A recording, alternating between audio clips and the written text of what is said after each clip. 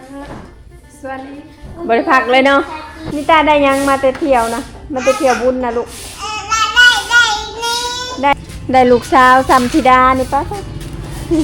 อยู่เพื่อนนงนี่ถ่ายเอ่ยมากินแต่มักเพชร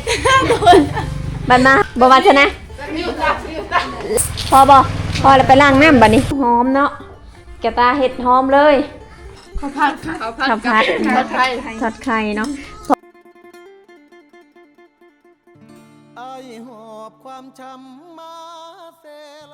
พาสปอร์ตเนาะพาสามสาวเห็ดพาสปอร์ตแล้วทุกคนเพื่อนก็ช่วยเวียกสน้อยมื้อนี้เนาะถ้าเพราะว่ายังพาสปอร์ตเพิ่นยังติดขัดและบ่ตุกยังค่าเวียกหน่อยนึงเลยให้น้องๆเฮ็ดเวียกเพื่อนให้ก่อนมื้อนี้เนาะเพราะว่าเฮาบ่ได้อยู่มื้อนึงเนาะขี้ฝุ่นเต็ม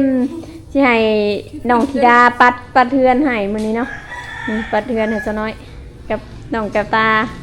แล้วก็น้องอันนั้นเนาะแบ่งกันไว้ให้แล้วนี่ให้เพิ่นปัดเพื่อนให้แล้วก็ถูเพื่อนให้เพราะว่าเพิ่นสิได้นอนคืนนึงนอนอีกมื้อนี้มื้ออื่นเช้าจังได้กลับแม่นบ่โดยบ่ตุกหานายบ้านไปยังก็ไปเมียนน้ำให้ไปเมียนไม้ซอยเพิ่นเนาะโดยไปเรื่องแคลมนี่บ่หาเพิ่นเป็นหานายบ้านไปเมียนไม้ให้มึงนี่สามสาวปัดเทือนสิปัดเทือนทูเทือนทุกคนเอามาฮอด2 โมงมื้อนี้มาออกแต่สวรรค์ก็ประมาณ9 โมงเนาะมาฮอดพี่พอดี2 โมงพอดีปัดเลยเพื่อนก็มีแต่ขี้ฝุ่นทุกคนเอ้ยผู้เบิ่งเอาไว้อยู่นี่อยู่หัวเตียงนี่อ่ะมื้อนี้น้องๆเพิ่นสิจัดการเมียนมัดเพื่อนให้ซะน้อยมื้อนี้เนาะเป็นไงคิดฮอดบ้านแล้วบ่คิดฮอดบ้านแล้วบ่วัฒนะโดยคิดฮอดแล้วได้เพิ่นว่าคิดฮอดเฮือนงามเพิ่นเลยได้เพิ่นน่ะเนาะมามื้อนึงก็จมคิดฮอดเฮือนได้เฮือนงามเลยแต่เก่าบ่ได้เฮือนงามเด้อไปจากทะเลมื้อก็ม่วนแล้วเพิ่นเนาะบัดนี้ได้เฮือนแล้วก็คิดฮอดเฮือนแล้วเนาะคิดฮอดเฮือนอยากเมื่อเลยได้นี่แต่ค่านั่นซื่อๆนี่ค่าบ่ตุกให้หาเมียนใหม่ให้ซื่อได้นี่ก็เลยเผื่อแล้วก็ยันค่ำก็เลยบ่ได้เมื่อมื้อนี้ยันเป็นมื้ออื่นเช้าผู้แหละเมื่อนะพอดีมื้ออื่นเช้าจังเมื่อมื้อนี้ก็พักผ่อนก่อนเนาะพักผ่อนอยู่นี่ก่อนกินอาหารก่อนมื้ออื่นก็จังได้เมื่อนอนเฮือนสบายมื้ออื่นเมื่อกินหน่อไม้ได้มื้ออื่นเนาะมื้ออื่นนี่มื้อนี่ไปให้เลยบ่หรือว่าอยู่ก่อน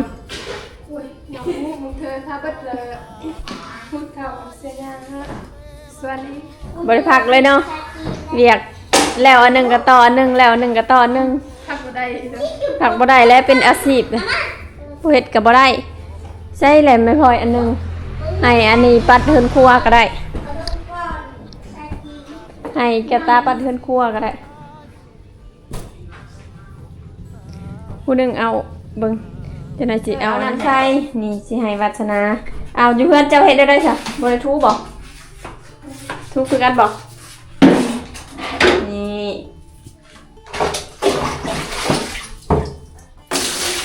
เอาน้ำใส่ใส่รถใส่ละลาย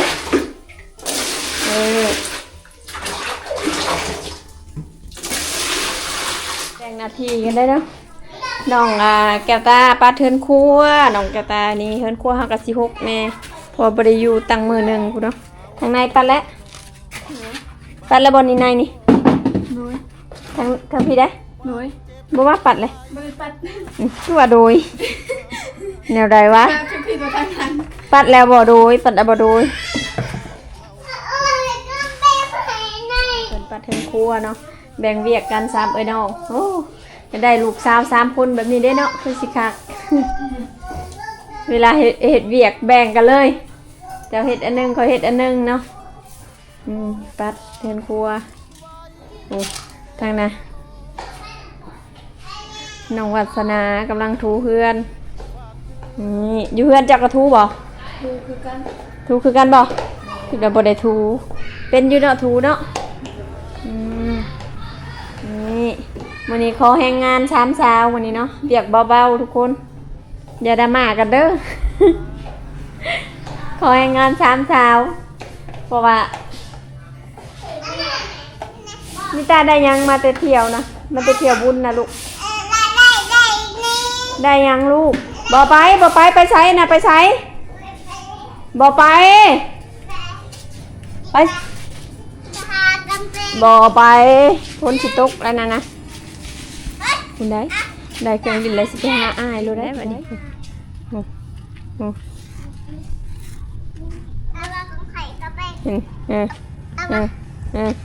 บอกเบิดเด้อมันสิเสียเด้อเอาแต่ในส่วนดินแหละพ่อพอแล้วเอาแต่ในส่วนดินแหละพ่อลูก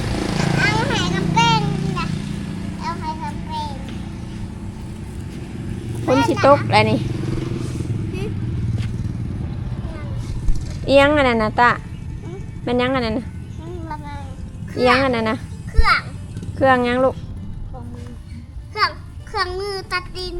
เอาดินมาใส่นี่เลยไปแกะเลย เดี๋ยวคุณมาปัดทางนอกได้แบบนี้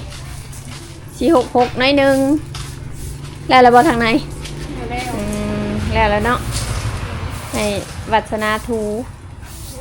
ธิดากับปัดในส่วนที่ญี่ปุ่นได้ลูกสาวซัมธิดานี่ป้าน้องธิดาสมมติเราได้ลูกสาวใหญ่จำเจ้าเนาะป้าจักรจิวาได้แล้วป้า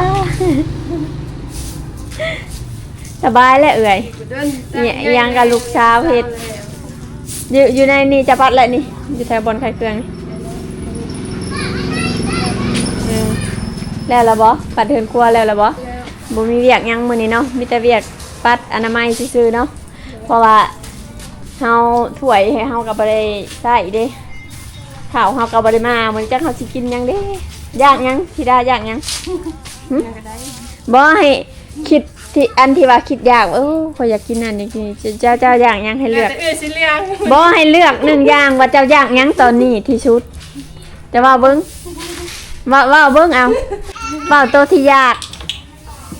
ว่าเบิ่งเอาแก้วตาย่างหยังเอายังบ่ฮู้ว่าตัวเองอยากหยังยังบ่คิดอยากหยังบ่ยังอิ่มอยู่เนาะกินส้มเมื่อกี้นี่บ่เมารถยังมึนๆอยู่กินส้มใส่กินนี่ก็ยังบ่ช่วงเนาะยังบ่คิดบ่ออกว่าอยากกินหยังเนาะวัฒนาอยากกินหยังเด้วัฒนาเบิ่งไปสัมภาษณ์ก่อนเด้อได้เลยวัฒนาคิดอยากกินหยังเป็นพิเศษบ่มื้อนี้ฮะคิดยังว่าเบิ่งดูอ่ะให้เลือก1อย่างเจ้าคิดอยากกินหยังที่ว่าข้อยอยากกินแห้งอะไรตัวนี้ตัวที่มักอันนะมาเมืองแหละต้องแบบว่าคิดอยากกินนะจะอยากหยังว่าเบิ่งดูอยากหยังเอายากโตที่คิดยากนะแบบคิดยากคิดยากแห้งบ่อยากแห้งบ่เซชวนบ่อยากแห้งโอ้วัฒนาอยากกินเซชวนเด้อ FC เอ้ยนี่เนาะน้องวัฒนาทูเฮือนไม่เมื่อยเพิ่นว่าเพิ่นจะกินเซชวนจังน้อยหัวหน้ามาเนาะหัวหน้ามาสิถามหัวหน้าถามหัวหน้ากับบ่วิทย์เฮาคือเก่าแล้วได้เฮ็ดเนาะวัฒนามักแท้ได้เซชวนนี่ทุกคนมาแต่เถื่อเพิ่นมีแต่ว่าอยากกินเซชวนอยากกินเซชวนเนาะได้เดี๋ยวจัดให้คันบ่ตัว ถ้าเบิ่งว่าสิได้กินสมอยากบ่เนาะแกตาก็อยากบ่เซชวนบ่บันไดบ่ยังมันทันได้หิวตัวนี้บ่จังน้อยพูดบ่แม่นให้กินเดี๋ยวนี้อยากอยู่บ่ล่ะเซชวนอยากอยู่บ่อยากวัฒนาเด้อยากคือกันบ่อยากแห้งอยู่บ่ฮะอยากกินแห้งอยู่บ่แห้งบ่โอ้อยากกินเซชวนอันอื่นก็บ่มักแม่นบ่มักแต่เซชวนเนาะเซชวนนี่มักยังที่สุด มันมีตีนไก่มีเส้นมีผักมีลูกชิ้นฮอทดอกมักหยังที่สุด หมดเลย มักทุกอย่างเลยก็พี่ทุก มีเป็นเชชวน ทุกอย่างที่เป็นเจชวนมันมักหมดโอ้ได้จังได๋ อยากเป็นเชชวนฉันก็หมด ทุกอย่างที่เฮาเฮ็ดอยู่ในนั้นมันมักหมดเนาะได้จังได๋เฮ็ดให้กินเจชวนเนาะบ่ยาก เดี๋ยวให้กิน อะไรให้นอนยามนี่ที่เลี้ยงเชชวนเห็นบอกนอนยามเอื่อยคืนนึงเอื่อยก็เลี้ยงเชชวนแบบนี้ ก็อยู่น้องกินมักเผ็ด ฮะ มา เนี่ย ถ้าเอ้ยมาอยู่อยู่น้องกินมักเผ็ดมันมียัง อยู่ไสอยู่บ้านบ่ อยู่เพื่อนน้องนี่ถ้าเอ้ยมา กินแต่มักเพชรบัดมาหาเอื่อยก็กินมักเพชรคือกันนั่นแล้ว วันมาหาเอ้ยมีแต่ของแซ่บ เนี่ยนั่นบ่เฮ็ดได้จากอีต้นน้องเด้น้องกินแต่มักเพชรอยู่บ้านมาพี่เอื่อยก็เลี้ยงเนาะ ดู บ่ยากนะคะแนนมีเงินนี่ยากแต่คันเอื่อยบ่มีเอื่อยก็บ่เลี้ยงคันเอื่อยมีเงินแน่ก็โอ้ยสบายเอื่อยเลี้ยงเลยสบายนี่ตาโอ้เบิ่งนี่ตาโอ้เฮ็ดหยังนะลูกฮะเฮ็ดหยังเข้ามาเล่นอยู่ในมาโอ้หมดมือกับเครื่องเล่นนี่ค่ะบ่ได้เห็นอ้ายได้มื้อหนึงเอาไทยเอาว่าพี่นอนอ้ายไอเปลี่ยนอยู่นั่นแหละแบบใดไอทุกช้อนเห็ดนะบ่ว่าชนะเราว่าทูทิมทูปะบอกเพิ่นนะว่าภาษาเพิ่นว่าทูปะเนาะเจ้าได้ทูอีกหอบหนึ่งนะข้างในนะไปจุ่มน้ำแล้วทูอีกหอบหนึ่งเด้อเปลี่ยนให้กระตาอีกกันเมื่อยกะนวัชนะเพื่อนครัวแน่แล้วก็ยืนครัวยังบริสุทธิ์ฮะยังอยากได้เตาเราได้ก็ไอ้ตุ๊กไปเธอดาวชื่ออะไรชื่ออยู่เมืองบ่เท่าไร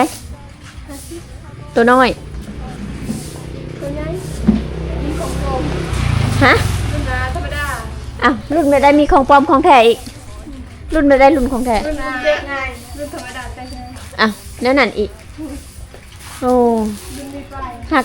หักก็เคยได้ยินว่าเตามีของปลอมของแท้มีรุ่นธรรมดากับรุ่นแตกง่ายกับรุ่นบ่แตกง่ายเนาะหักก็เคยได้ยิน เขาว่าเป็นกันว่า ในเมืองเจ้าของห้างเขาแนะนำแบบนั้นเนาะรุ่นแตกง่ายรุ่นแตกบ่ง่ายโอ้บ่ธรรมดาเด้อ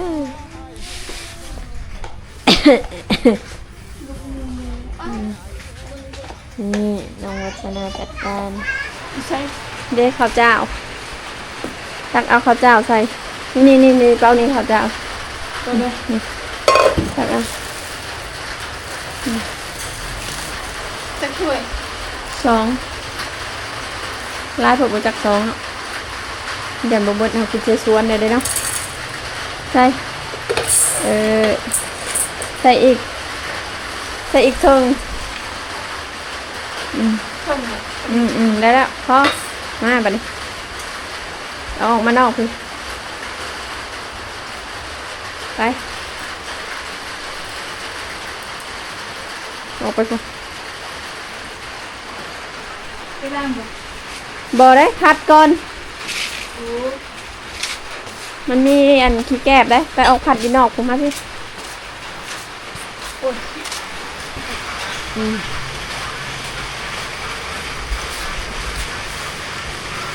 ให้แกตาไปทูเพื่อนอีกหอบหนึ่งเนาะเพราะว่าชนะหอบหนึ่งนะมันบกเกี่ยงเนาะ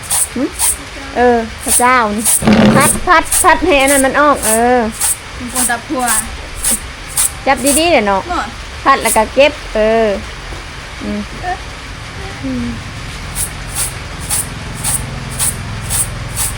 สาวตุมลีผัดข้าวนี่ตาแทงพลเข้ามาไหมไว้มาดินแทงพลเลยได้ทุกคนเนาะไปทูทางนั้นก่อนแล้วจะมาทูทางนี้มันยังบ่ปัดตีทางนี้แม่แล้ววัดอันธิดายังบ่ปัดทางหลัง นี่เพิ่นบ่ฮู้เพิ่นนั่นเอาน้ำยาอิหยังก็โหยเนาะโดย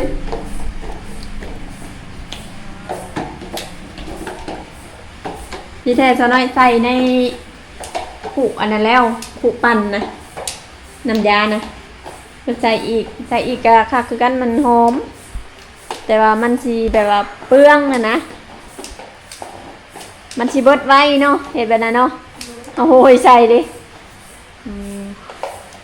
อันนี้เก็บตามาถูหอบ2เนาะวัสนาถูหอบ1หอบที่1วัสนาถูเพิ่นกลัวเพิ่นถูแล้วบ่วัสนาเพิ่นกลัวจะถูแล้วบ่วัสนาอ้าวจะปัดแล้วเด้เก็บตาปัดแล้วเด้เพิ่นกลัวแล้วเหลือจะออกคุยเช็ดอยู่เลย อันนั้นเด้ทางล่างมันก็ยังบ่ได้ถูแม่นบ่ทางไปห้องน้ำ ทางเป็นน้ำมันเคยว่ายัง ทางเงินกลัวกันยังเนาะเฉพาะรถจังแล้วไว้สีดายังบ่ได้ปัดทางน่ะบอนไว้เครื่องแม่นบ่เกินขั้วตาขั้ว ถู เป็นขั้วได้ได้ บ่ถูแต่เบิ่งกะโลนั่น ต้นกระโหลก กะโลทางเทิงกับทางลุ่มนั่น เห็นเลย แล้วบ่พอแล้วไปล้างน้ำบัดนี้เป็นบ่หุงข้าวล้าง2น้ำเด้อไปให้สีดาหุงข้าวให้กินมื้อนี้คือสิแซ่บเช็ดข้าวผัดให้กินไอ้พุ่นเอาน้ำกินพุ่นสีดาบ่เอาน้ำมันน้ำกินพุ่นมันเป็นน้ำปลาแหละปูนลายบีบเอา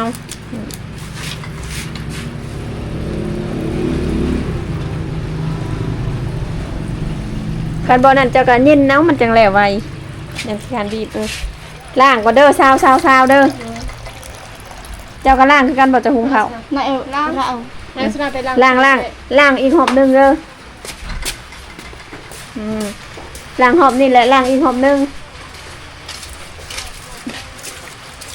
ข้าวเจ้าปอตุกเฮ็ดนาน้ำเคียวเพิ่น หน่อยได้ตามมันเราไม่สั่นตา บ่เฮ็ดแต่ปีกายเท่าออกบัดอยู่เฮือนก็หุงแบบนี้ติ เยอะเราแต่เราเดี๋ยวให้เอาไปถือ ล้างอีกน้ำนึงแล้วพอ เท่าไรวาสนากับแก้วตา 300,000ปลายว าสนาแก้วตาเสียเท่าไหร่ บ่เท่าไหร่ 300,000 300,000 332แก้วตา เจ้าจ่ายต่างหาก แต่มันเราผิวต่างหาก เท่าไรของเจ้า เบิด3 เจ้ากับเบิด300,000ปลายคือกัน บ่เบิดมันเถิบ รวมทั้งของเจ้าบ่300,000ปลายนะ โดยขนมทุกอย่างใช่ไหม มันเกิดซีแซน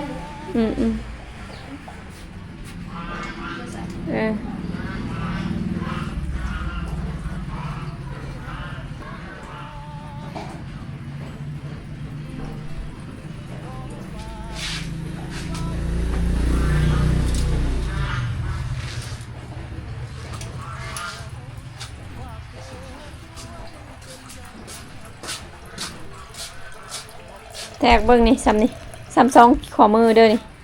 ช้ำทรงเขาเลย เดี๋ยวใช้อีกใช้อีก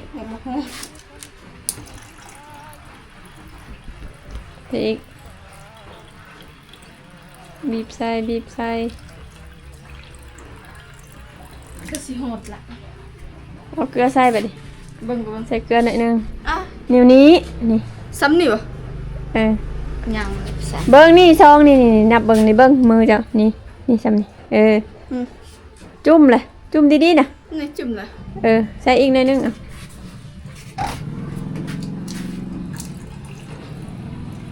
พอไปใส่เกลือป่ะนี่เกลือ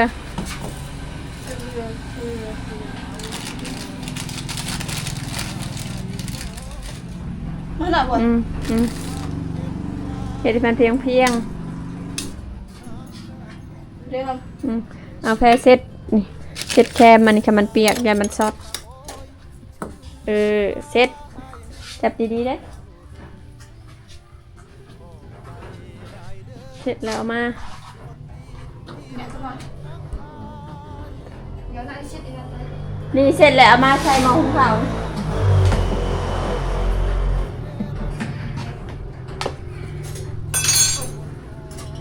เดี๋ยวแหละจะพาใส่นี้โอเคอัดไว้แบบยอมาเสียบยอมาพี่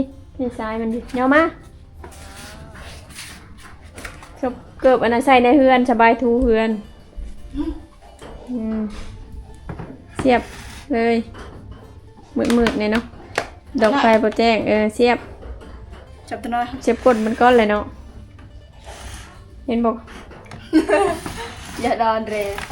ปินจุ๊บเหรอหน่อยนะก็ชิวๆคนมันนะ เดี๋ยวแหละ ยัง แล้วอันนี้โอ้หอมเนาะแกตาเห็ดหอมเลย หมดกระปุกหนึ่งหมดน้ำยากระปุกหนึ่งหอมจั่ว เอาเราไปจุ่มชนะแล้วเราก็ใส่น้ำยาใส่ฟ้าดิใส่ฟ้าเลย ไหลเนี่ยจะดอเฮ้ยกินอะไรวะ สุดจ้าแล้วใส่อยู่นั่นบ่ อีกทีเลย มันบ่ได้ได้แบบนั้นบ่ถึกฮู้บ่มันสิหมดไว้น้ำยาเจ้านะไผสิเฮ็ดแบบนั้นมันหมดไว้ต้องเอาไปใส่ ก็เฮ้ยอย่า นี่เลยบอกใส่น้ำก่อนใส่บุอันนั้นนะแกะผ้ามาแล้วถกใส่ผ้าหนึ่งก็พอโอ้ไปใส่แบบนั้นมันกับบ่เบิดไว้บ่ใส่หน่อยหนึงบ่สุดจ้ะ เดียว ใส่หน่อยเดียวยันว่าใส่เต็มผ้านะป้าตุ๊ เดียวเคยใช้ตัวนั้นเด็กนะ ใส่หน่อยเดียวมันคือเป็นยังคือใส่ไปนะเฮ็ดในใส่ตั้งจากใส่บ่ อะไรทุก ฮะ อะไรทุกใส่ ไอ้ตุ๊กใส่แบบนั้นบ่ โดย ว้าว นี่เนาะ ไอ้ตุ๊กบ่ได้ทูเฮือนแบบนั้นแหละคือข่อยผัดใส่ก้อยในนั่นแหละเอาไปปั้นนะนี่ผัดไอ้ตุ๊กผัดโหยใช่เลยเนาะ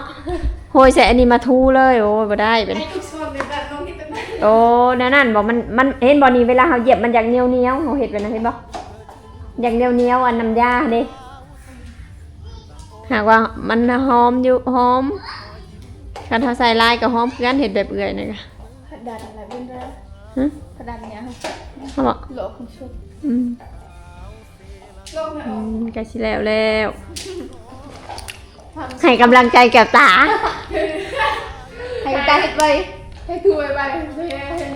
ให้กำลังใจแก่ตาสู้เพื่อนยังได้ทางเฮือนครัวกันยังทางนั้นกันยังเขาแพงน้องได้เขาจะให้น้องเฮ็ดน้องแก่ตาเอื่อยกินท่าเอื่อยน้องละทูท่า มันจะไปทางอ่ะ ลิ้นชายบ่ได้ยังจำมากับหมักใหม่ก็บ่ได้ซื้อเขาปิดห้านเมื่อคืนห้านบ่เคยซื้อเขาปิดห้านแล้ว ตาคือไว้ มากินก้อนเลยมากินก่อนก็ได้ทุกคนมื้อนี้เมนูง่ายๆนะเพราะว่าเฮาเมื่อยเนาะกินเมนูทอดไข่กับเห็ดข้าวผัดระยาเนาะมื้อหน้าจะไปกินเฮือดเจ้าเสสวนสิเฮ็ดให้กินนี่สิให้น้องวัฒนาอันนั้นไข่ตีไข่เนาะเอานี่ให้เพิ่นโชว์ฝีมือมื้อนี้เอาบวงเป็นอยู่ติเอาลองเบิ่งเนาะลองมึงดูนี่มาเห็ดอยู่นี่มันแจงๆนี่ไป ใช่ป่ะ โอเคให้ธิดาไปเอาน้องนิต้า ตามันตาคุณสวย โอเค ไอ้ตา จากหน่วยใคร ไม่โด นี่ไว้นี่ก่อนรถเวลาเขาจะไปถิ่มเส้นทางที่เนี่ยจากหน่วยใครนะ เฮ้ย นับเบิ่งดู 6 6บ่7โอเค หลักอ่านน้ โดยป้านี่เอาจงไว้2หน่วยถอน5หน่วยเด้อ สวย ไปลูกไปให้เอื้อยธิดาอาบน้ำให้ปะไปนี่เอื้อยไปอาบน้ำให้ไปลูกปะแม่ก็ไปปะมาลูกไปใครโทรมาเอื้อยอาบให้ก็ได้นี่แม่โอ ไปเนี่ย แม่โอท้องลูกแกะ ปั๊บ แกะ ไปเสียไปบ่ ไว้ลูกอาบน้ำได้ ไปนะพอซุ้มเนาะเนี่ยอีวันนี้ตอนเจอ ใส่แป้งนัวเกลือใส่น้อยๆแล้วข้าวโน หน่อยเด้อ น้อยเดียวเองอันนั้นเกลือเนี่ยเลยไปไม่ใส่และน้ำตาลอันนี้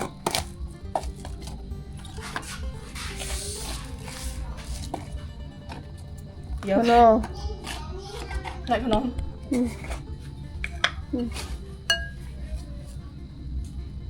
แล้วผักบัว จุดตาเลย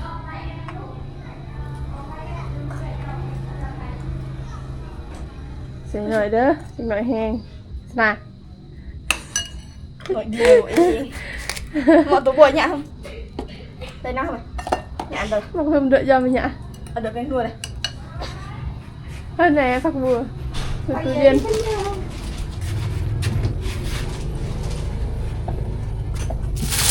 ผักบัวนี่นะนี่คือนี่ไหน bên non đi à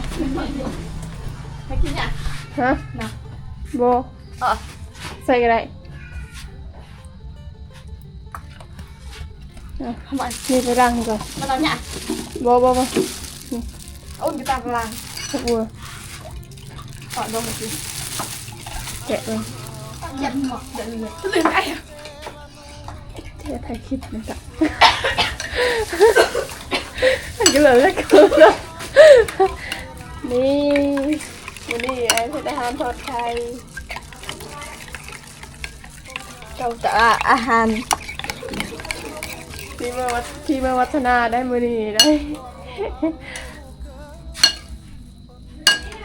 เป็นจากงที่เธอรู้ ta cùng một tay nữa nha chạy thôi luôn lóc như thay á ยังอีกใส่อีก lừa đấy ใส่แรงใส่อีกไข่ก็ลุกแล้ว vẽ nó nhặn cái gì rồi ลุกแล้วไข่ฮะเอาโมเอา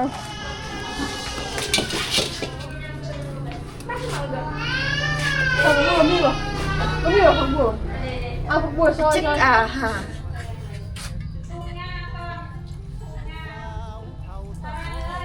thực ray mà tôi được ก็จะใส่ได้หลายมาดิ bước lại đâu bước lại ใส่ลงได้ก็ได้ bước mì lại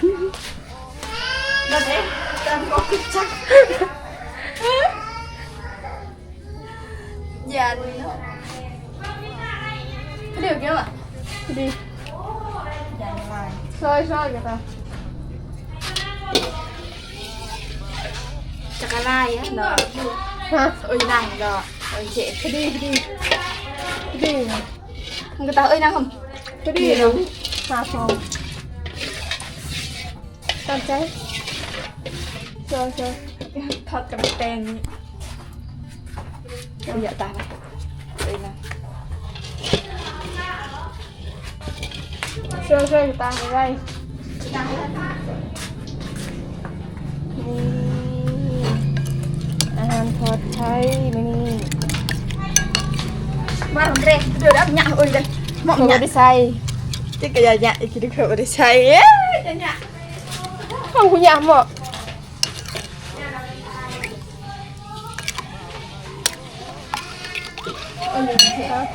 ฮะคือดีดี anh vô nhạ này cần đặt ตัวเอง cái hết hết มีแต่เฮ็ดได้ khay vậy đó กาพัด đây là không đây ทุกคน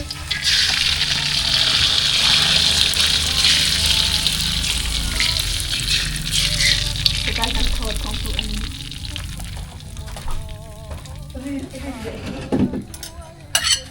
cái tao cũng xanh lên nó nè เรียนเอามาเยอะ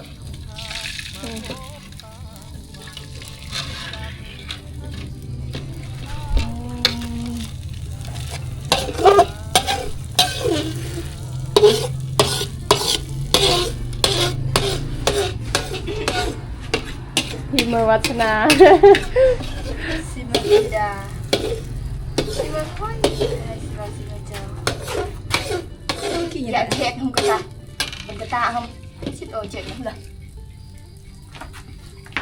ở đây có nè inner พัว chạy chết บ้านนอกอยู่บ้านนาอยู่ในเมือง rất là tự tại nghe chỉประมาณนี้ ถ้าเฮ็ดหน่อไม้นี่เฮ็ดได้อยู่ เรื่องอาหารในเมืองนิยมนะ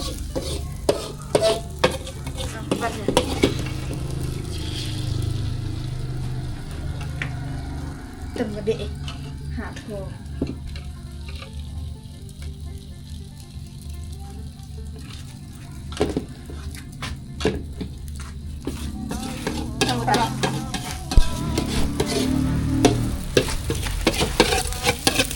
cây chúc leo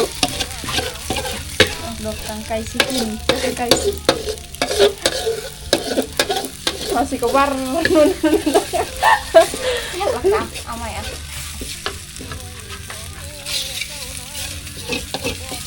dạ thì cam đây để dạ chuyện không สุกแล้วเดี๋ยวฮะไปเลยนี่จนไหม bây giờ mày rồi ที่มือสนับแกตา bỏ vô snap con điều แล้วใครตักนี่ khỏi tặng hay lao dàn này phần này này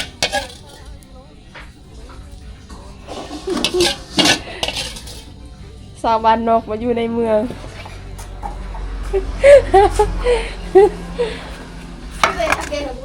ตอนนี้นี่น้อง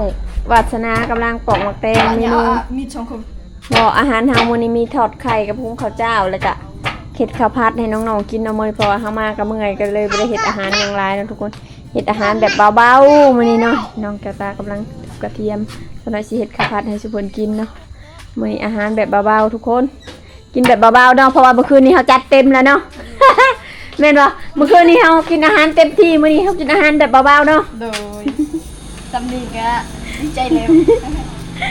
กินอาหารแบบธรรมดามื้อนี้เนาะกินแล้วนอนเนาะ rồi กินแล้วนอนพักผ่อนมื้ออื่นก็เดินทางกลับ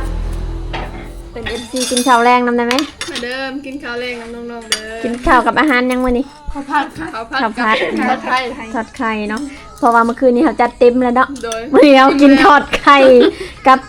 ข้าวผัดอาหารเบาๆมื้อนี้เนาะ เบิดตูแล้ว เมื่อโตแล้วเมื่อคืนนี้กินเต็มที่ได้เมื่อคืนนี้นะมื้อนี้เลยแบบจัดให้เบาๆจ้ะน้องๆสิเพิ่นว่าจะกินเซซวนแต่บ่ทันเฮ็ดซ้ำเนาะเมื่อยแน่มามื้อนี้มื้อหน้าอีกเนาะมื้อหน้ามายามจังเฮ็ดให้กินเซซวน คำนี้จ้ะแซ่บแล้ว นี่อาหารแรง นี่ เนาะ ก็แห้ง ข้าวผัดกับทอดไข่นี่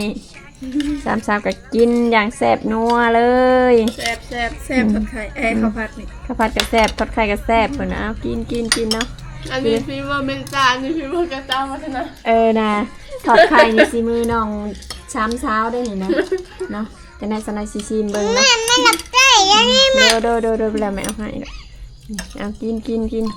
นแล้วอาบน้ำอาบในนอนพักผ่อน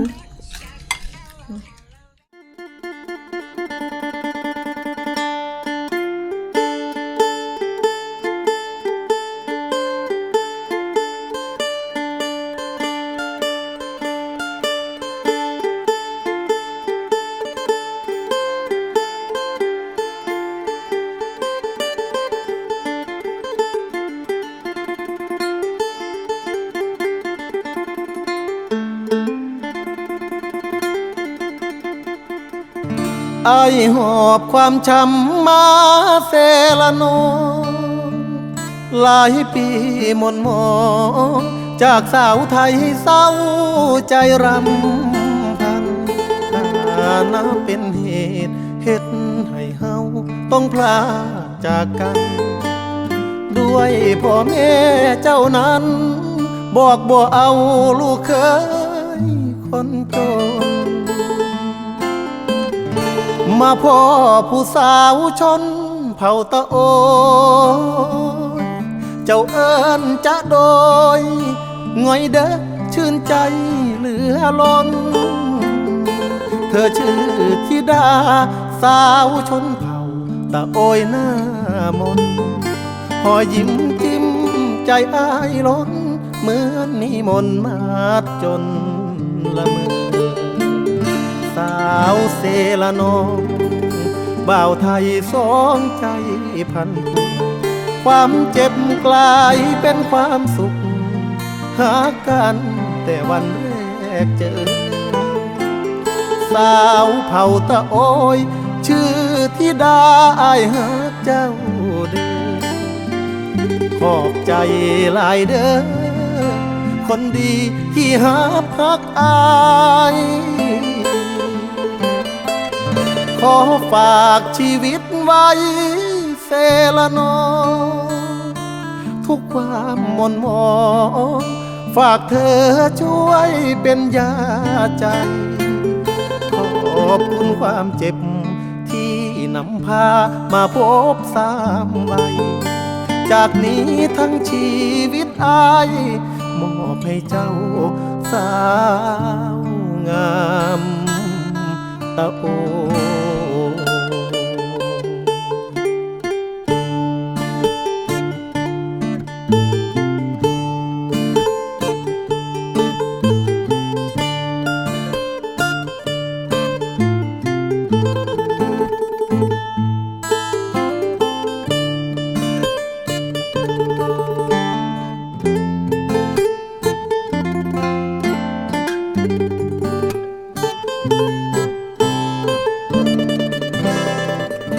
สาวเซละนองบ่าวไทยสองใจพันผูกความเจ็บกลายเป็นความสุขหากันแต่วันแรกเจอ